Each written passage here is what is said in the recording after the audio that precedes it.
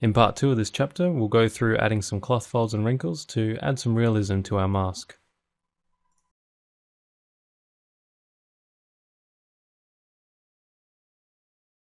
The cloth is going to stretch off of the gas mask, so I figure I might just change this edge loop and redirect it to be more straight on. And then it should just flow off the gas mask a little bit nicer when I start adding some more edge loops in between. So let's begin detailing. I might just start with the mask area under the eyes. I'm going to add a loop cut, scroll the mouse wheel to change the amount of cuts. And with the loop all selected, I can always box select with the middle mouse button to deselect some of the vertices. And then I can just manipulate the remaining selected vertices. You can see here that if I'm going to make a cut, it's going to really skew the edge loops. So I'm just going to delete that face, and that will allow me to have some freedom to add loops in and connect the faces to the gas mask area later on. And my basic method here is just making a cut, deselecting some of the vertices that are selected in the loop and scaling out with Alt S. And then now I can just go in and add loop cuts where necessary to match up the amount of faces. And I'll take this opportunity to just extrude the outline of the mask to give it some thickness. Basically, I've just made an extrusion and scaled down and translated the vertices back a little bit. And I've just turned on Show Subsurf Wire in edit mode. And what I'm going to demonstrate here is the definitive technique for giving the real look of cloth. I've just selected these edges here and I'm going to delete them. I'm then going to select the edges along the side vertically and reconnect them but one down. I've coined this technique loop derailing, and you'll notice that if I've just moved the edges down by one, the remaining vertices nicely make two quad faces. I've just undone that. I might actually derail the loops upward instead, so this will give me another chance to demonstrate the technique.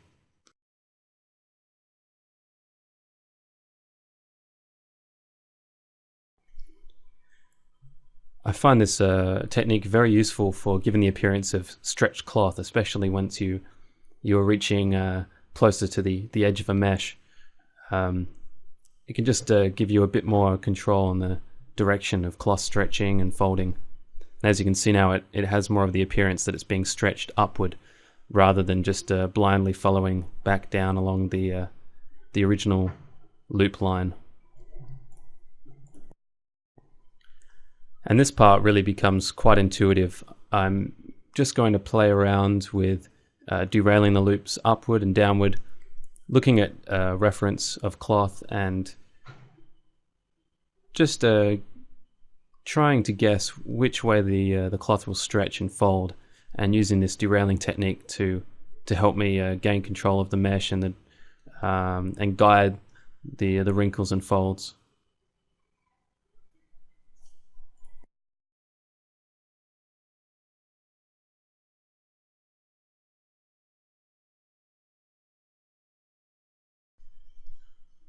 By adding lots of these together and along a line, you can give the look of cloth folds and scrunches meeting at a point and scrunching up, and that's another great thing about this technique.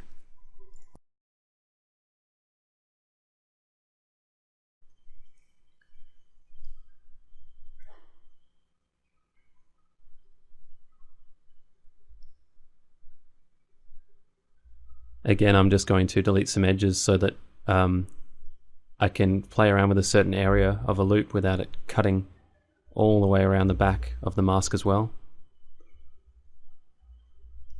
And again, just box deselecting some vertices and Alt S scaling outward or inward.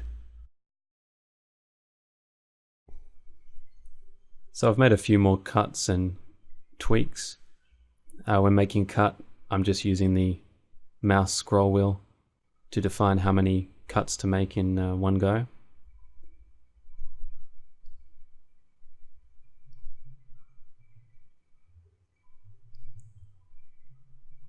And now I can start extruding out the bottom of the mask. Just like I did around the outline, beveling by making one extrusion down a bit and then another extrusion inward.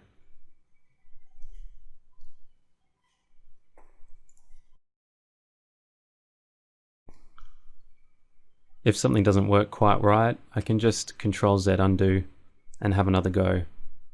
And also if areas get a little bit too complex, I can always delete some edges and have another go at the area. So here I'm just trying out some things on the front of the mask, but I decide that it's going to be quite stretched. So the front of the mask is going to be very flat and smooth as it's being pulled against the gas mask before getting stretched off the sides.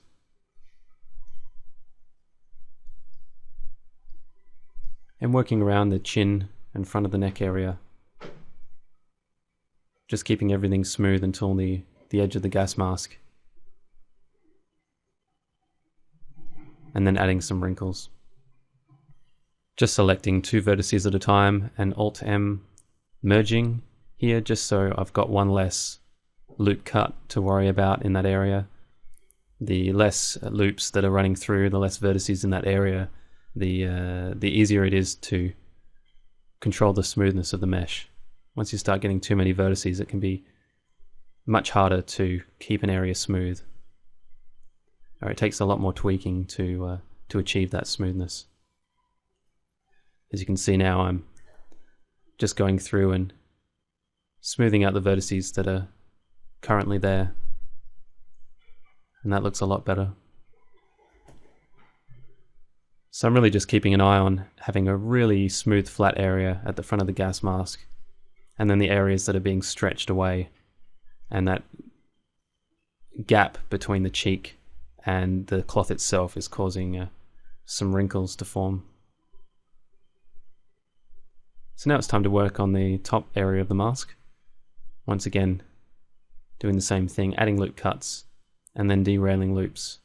And you can see that I did have a diamond-like quad at the top, but by deleting the edge over the top and adding more cuts horizontally along, you can just reattach those faces and change the direction of some of the loops, as I've done here. So now, rather than all the cloth wrinkles going downward, I've been able to pull some of those vertices a little bit more upward. It's fairly simple to make the cloth wrinkles here. I'm just going one loop, juts out a little with Alt-S, and the next loop goes inward a bit. But that won't always stay the same the whole way around. Sometimes I'll switch them up, and the same loop at the front of the mask will actually be pushed inward at the back of the mask, and vice versa. And to save a lot of fiddly tweaking, I can just select parts of the edge loop, and by hitting Control E to open the edges menu, I can select edge slide, and that will just move the edge between the parallel loops.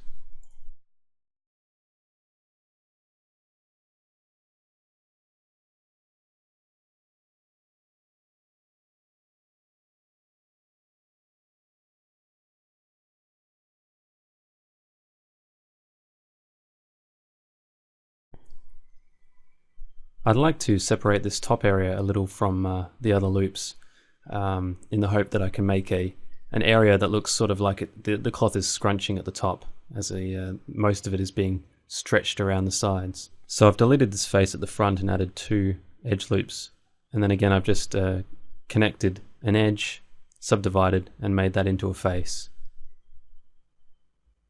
And that will cause the edge loop to take a right turn and meet at the middle at the top, and that gives me this this encased area with edge loops at the top that I can work with.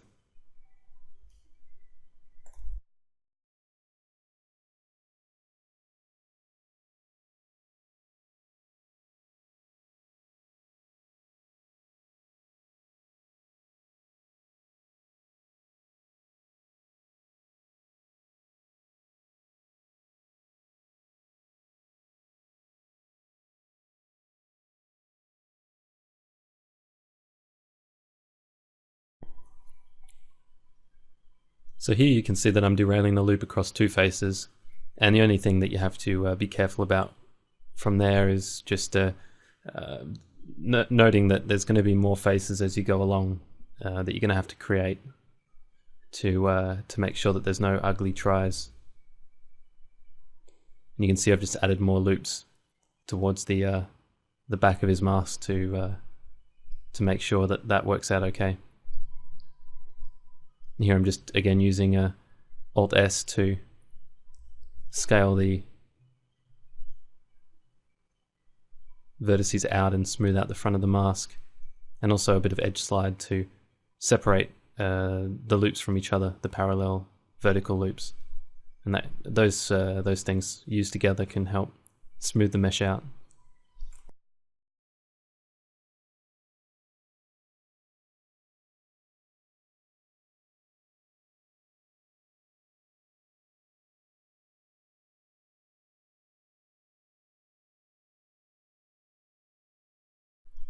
Once again, just playing with the direction of the loops and wrinkles.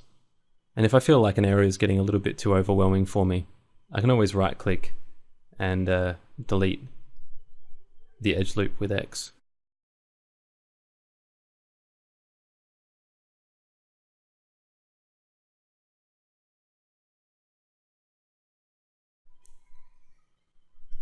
And my aim here with the back of this mask area is to just have all the loops begin to meet at the center, and then they can basically be cancelled out by forming a quad, diamond quad at the center point.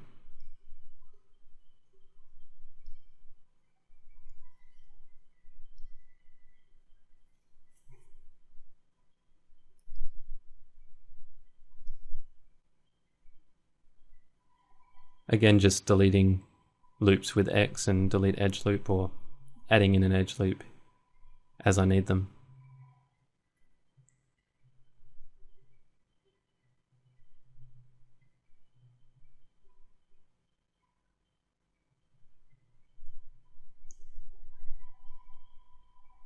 So I really like this effect that the diamond quads give, where it looks as though 2 wrinkles are meeting at a point.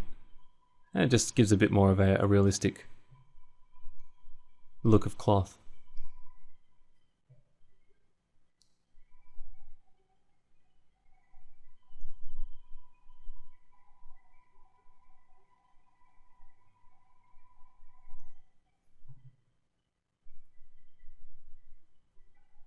This area is a little bit tricky. I'm just trying to find a way to connect all those edges and make them into quads.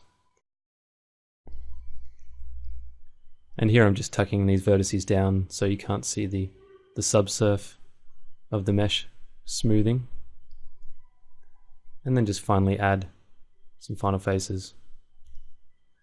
From here I'm just going to find areas that look a little too linear and straight, and just again play around with derailing the curves and making the cloth folds and wrinkles look a little more random and natural.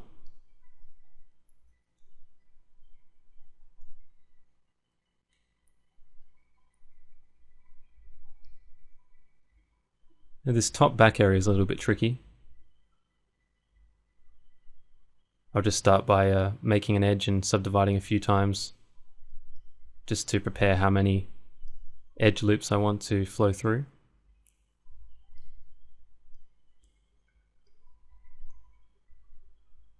This is quite intuitive, but I'm just using the same techniques each time basically. Just deleting edges and reattaching the faces to make them go on different loops. And just being a little smart about it and making sure that if I do derail any loops, I can always cover up the remaining gaps with a quad, a diamond quad.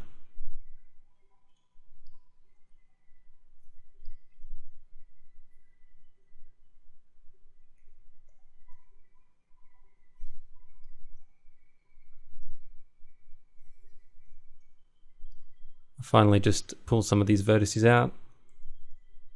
And after all this mesh editing and hacking, I'm just taking a bit more of a general look around the whole mesh, and just making sure the proportions look okay after all of the details.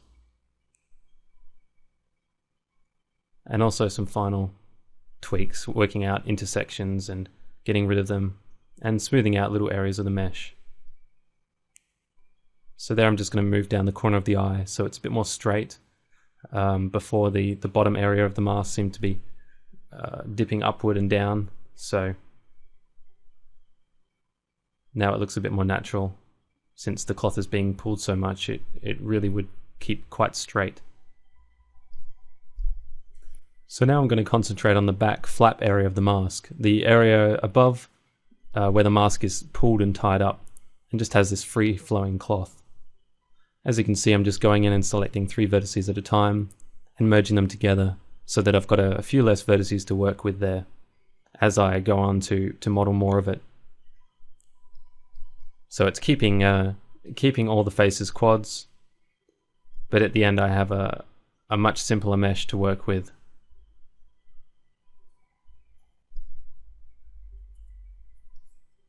To make the loose cloth at the back more natural, I'm going to just come in and apply the mirror modifier, and that will allow me to extrude the mesh out and have it kind of flop over to the side.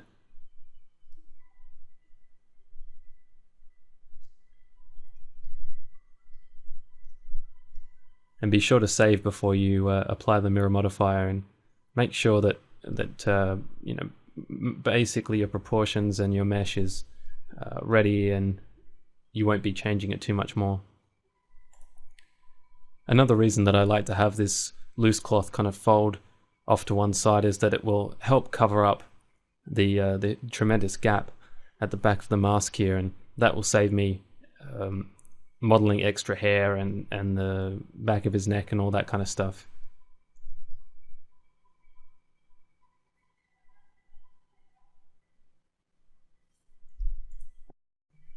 So I'm switching in and out of proportional editing to help move larger chunks of the mesh and adding some loop cuts for detail. You can also scale with proportional editing and scale across an axis, and that can also help to squish the mesh just on horizontally or vertically rather than globally scaling down everything.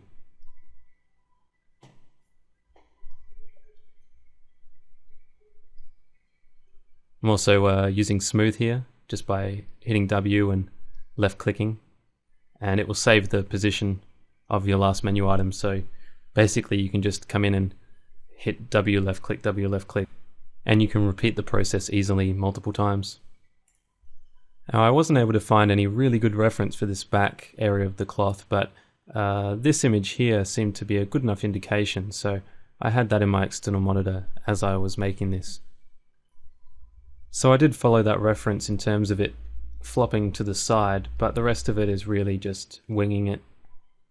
And to proportional edit any of the cloth on either side of the gap, I've just been switching between connected mode proportional editing, and that makes it a lot easier. You can see I've also proportional edit scaled down at the point where the cloth is going to be tied, and that dragged a lot of the vertices down to the bottom. Just makes it a little bit sparser around the middle area. And at this point you can see again I'm extruding the cloth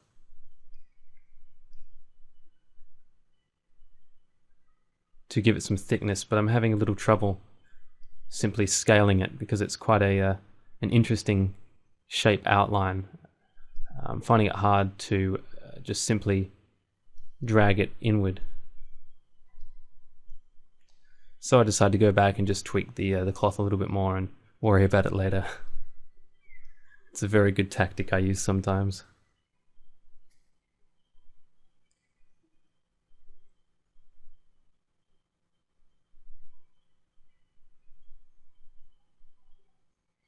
So this is a little bit fiddly, but I think the outcome in the end will be worth it. So my main aim now is to just have the underside of the flap tuck under and cover the gap there, so that you can't see right through and notice that there's no other mesh there. So sometimes if you right click a loop and it doesn't select the whole thing as you'd like, you can just hold Alt and Shift and right click, and after a few more clicks it'll usually select a whole circle outline of vertices.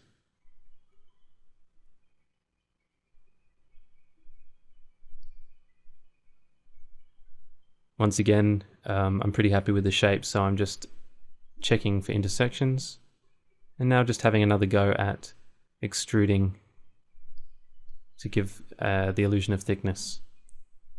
So it looks like that time I just did Alt S and it scaled properly inward.